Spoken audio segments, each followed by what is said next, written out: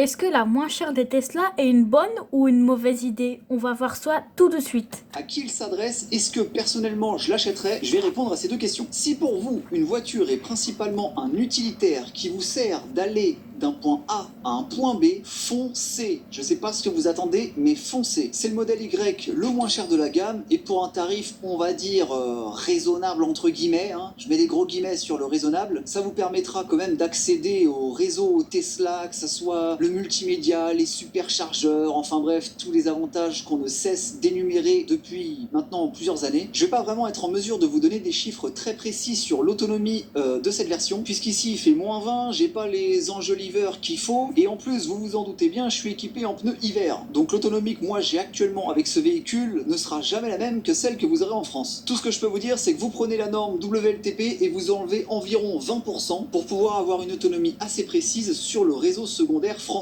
Et sur autoroute, avec cette version-là, vous pourrez faire environ 320-330 km de mémoire. Et donc, pour contrebalancer avec ceux qui voient un peu les voitures comme utilitaires servant d'aller d'un point A à un point B, pour les personnes dont ce n'est pas trop le cas, et j'en fais partie. Moi, vous savez, avant, j'étais un peu dans le tuning, on va dire, donc j'aime bien les beaux véhicules, j'aime bien les véhicules avec des gadgets, etc. Donc, personnellement, je serais davantage attiré par le modèle premium, voire le modèle performance, si un jour j'en ai les moyens. Mais franchement, si votre but dans la vie, c'est d'aller d'un point A à un point B et d'avoir une Tesla, mais foncez, franchement, foncez. À qui il